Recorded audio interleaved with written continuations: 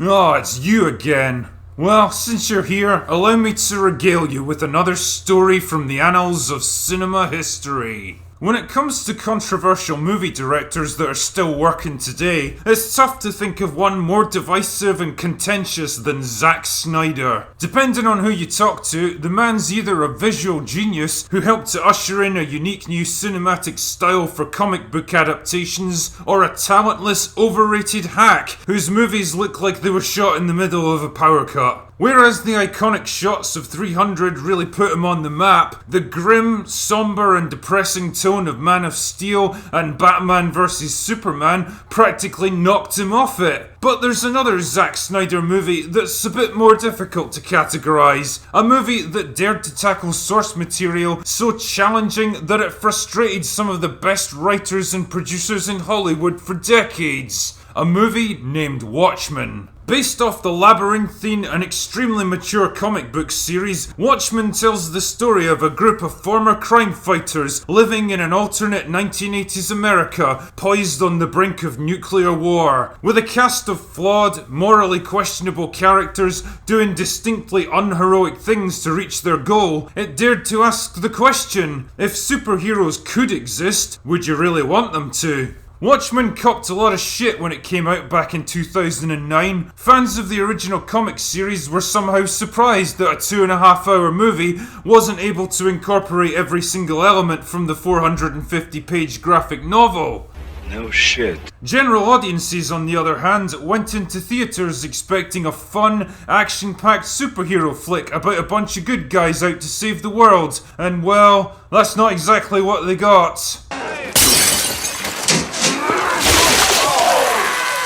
As a result, Watchmen failed to generate enough momentum to break through at the box office. Combined with lukewarm reviews from journalists, remember when people still cared what they thought? It gained a reputation as a bit of a critical and commercial failure. But was it really? Well, it's not like I can go back and fudge the box office numbers. What do you think I am, Disney? But I can take a closer look at Watchmen as a creative endeavour and try to answer the age-old question, was it really that bad? Now, the theatrical cut is over 2.5 hours long, so needless to say, the story is a bit of a fucking monster, and if I tried to break down every single plot point, then this review would probably end up longer than Mahler's TFA series.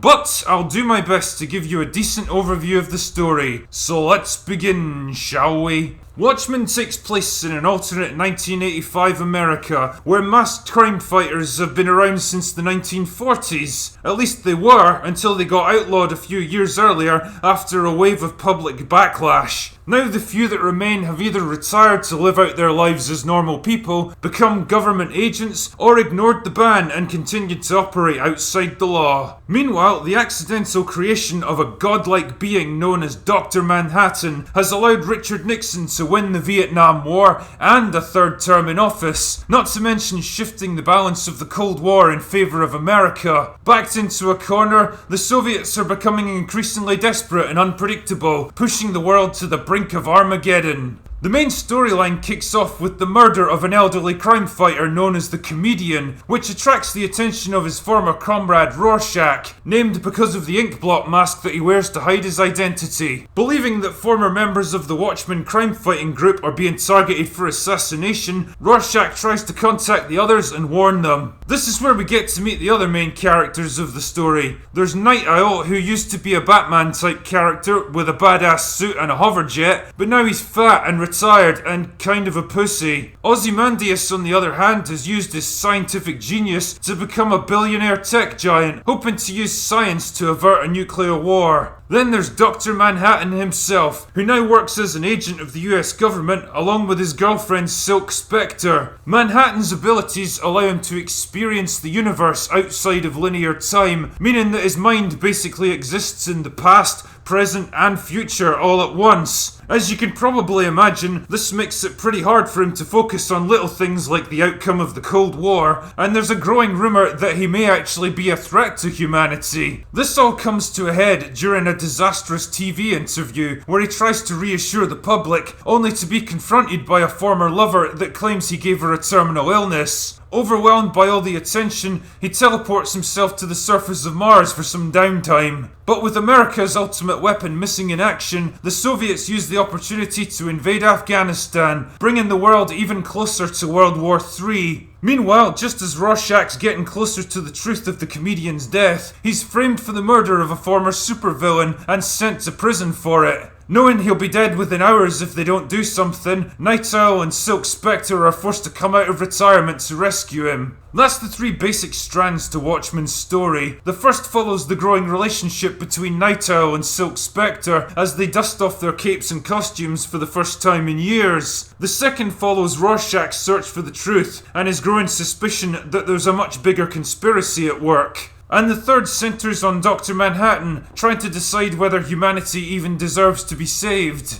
In between all this, we get flashbacks to the defining events of each character's life over the previous decades, most of which centre around the comedian and his gradual transformation from honourable crime fighter to bloodthirsty warrior to cynical and embittered old man. He's like the bridge that spans the different generations of superheroes, from the innocent optimism of the 1940s to the turbulence and disillusionment of the 70s, and finally to the grim foreboding of the 80s, where there are no heroes anymore, and the world stands on the brink of annihilation, with nobody left to pull it back. He also gets one of the best lines in the entire movie.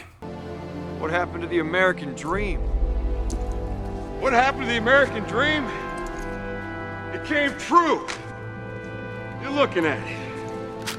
As the main characters eventually join forces to uncover the truth, they learn that the comedian's death was part of something much bigger and more sinister than a simple assassination, and that one of their own may in fact be working against them. And with the doomsday clock ticking down to midnight, they discover that the price of saving the world could be higher than any of them ever imagined. Now, when I think about Watchmen's relative failure at the box office, I can't shake the feeling that it was, at heart, a badly marketed film. Anyone who went into this movie expecting a traditional, upbeat comic book flick where the hero defeats the bad guy and saves the world is going to come away from Watchmen feeling pretty disappointed.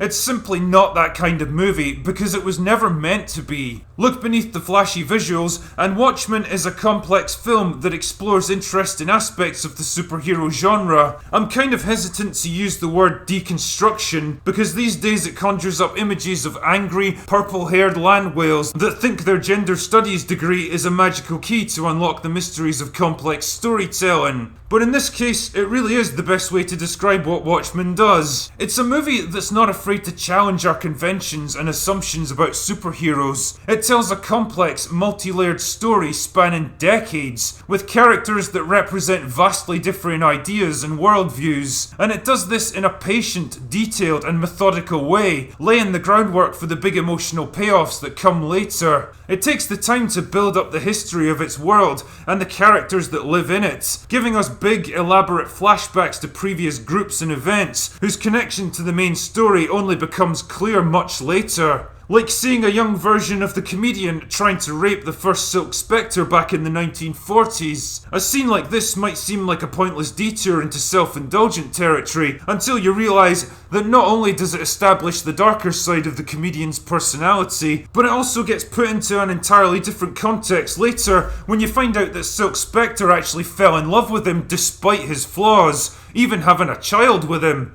A child whose unlikely conception ultimately helps Dr. Manhattan to rediscover his humanity. Just like a watch mechanism, even the smallest piece has a role to play. Every scene and flashback sheds a bit more light on the events that brought us here, providing insight into the film's cast of flawed, morally ambiguous characters. And this is another aspect of Watchmen that I really have to give the movie credit for. Most of Watchmen's characters are neither good nor bad. They all act according to their own worldview, and whether or not you consider them heroes or villains depends very much on your own perspective. Rorschach, for example, is a violent vigilante operating outside the law, ruthlessly pursuing his investigation with no regard for anyone caught in his path. He's extremely conservative in his view of the world, openly despising liberals, homosexuals, prostitutes, drug users, or anyone who strays off a righteous path. He's a man of deep principle and conviction, moulded by a harsh and unforgiving life, and he sees the world purely in terms of right and wrong, black and white, if you will. Compared to the others, he's not particularly big or physically strong. He's not super smart and he doesn't have any powers or gadgets. He's just a tough, tenacious little bastard, ready and willing to take on guys twice his size without any fear or hesitation. Ready to fight dirty and use any advantage he can find. Like when this guy tries to confront him in prison. Doesn't end too well for him though.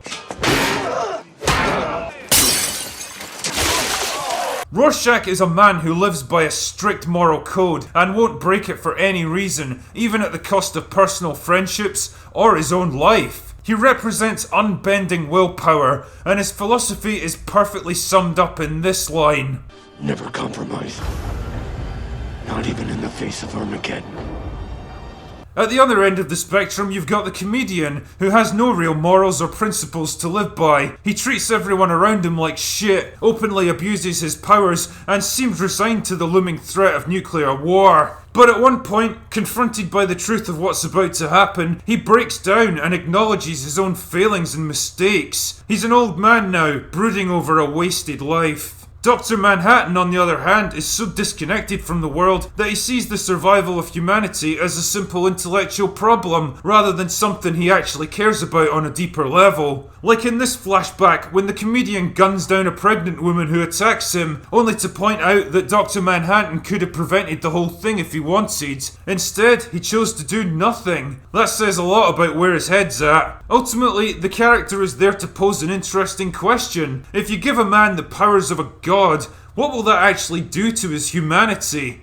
Night Owl and Silk Spectre round out the main cast, and for what it's worth, they're probably the most well-adjusted of the bunch. Both are retired at the start of the movie. One's living a life of luxury and privilege as the girlfriend of Dr. Manhattan. The other is a timid, overweight bookworm who spends his days reminiscing with the first owner of the Night Owl name. But both of them are frustrated and unfulfilled because their lives lack purpose and meaning now. A dinner date quickly turns somber as they realise there really isn't much to look forward to anymore. It's only when they're forced to suit up again that they start to come alive, and the adrenaline rush of beating the shit out of some criminals reignites their physical relationship. And you're left to wonder, are they really doing this for the right reasons, or are they just two aging crime fighters trying to recapture their glory days? On that subject, one of the threads running through this movie is the idea of youthful idealism gradually giving way to cynicism and disenchantment as characters are forced to make way for the next generation. Like the first Silk Spectre, who becomes an embittered drunk, yearning for her younger days. Or Dr. Manhattan's former girlfriend, who he literally traded in for a younger model. Or even the first Night Owl,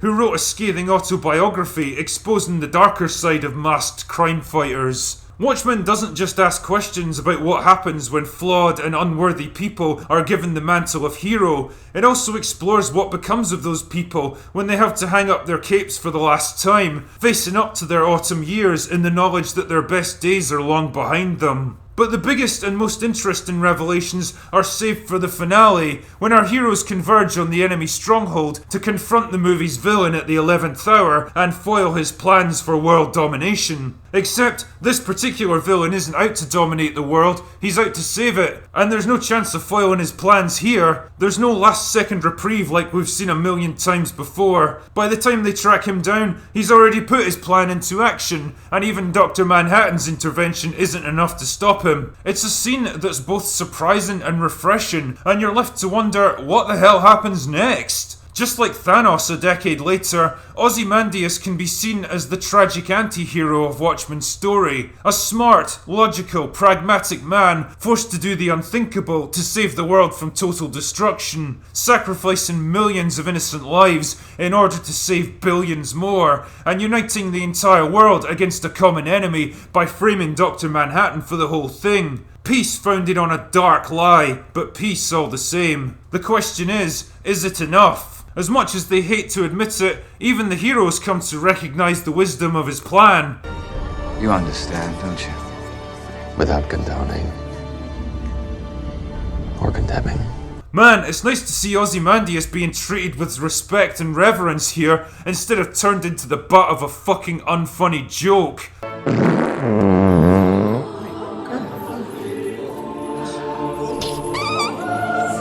Fuck off, Damon Lindelof, you useless hack.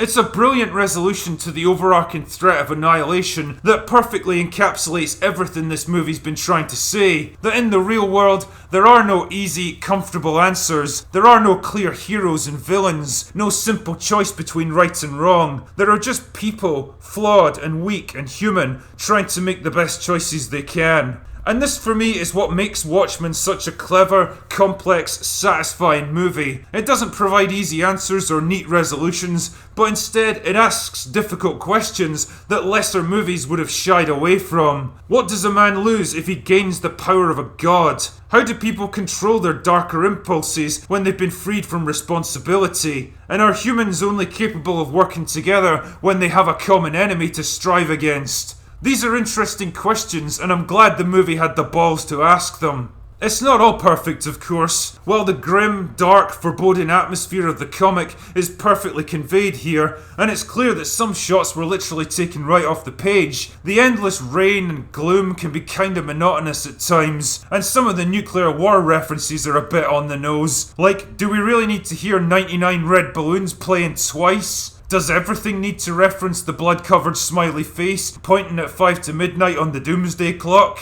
The movie also omits a lot of details and subplots from the graphic novel, for obvious reasons. If you're trying to condense a 450-page story into about 150 pages of actual script, then clearly some stuff needs to go. The Ultimate Edition actually fixes many of these issues, and it even adds in the Tales of the Black Freighter content, but the result is a movie that's well over 3 hours long. It's up to you if you consider that a worthy trade-off. Long, grim and dark it might be, but I think Watchmen does a pretty decent job of capturing the essence of the comic, getting across the same ideas, even if it does it in a more streamlined way. And I'm just gonna say it, this is the kind of movie that Zack Snyder was born to direct. Why they thought he was the right guy to do a Superman flick is beyond me, but Watchmen is well within his directorial comfort zone, and it shows. Overall then, while it may not be to everyone's taste, I genuinely think Watchmen is a decent stab at bringing some pretty challenging source material to the big screen. It's a movie that's not afraid to give us a complex, morally grey, thought-provoking story with equally complex characters, delivering on both style and substance. And for that reason, it gets a solid recommendation from the drinker. Anyway, that's all I've got for today. Go away now.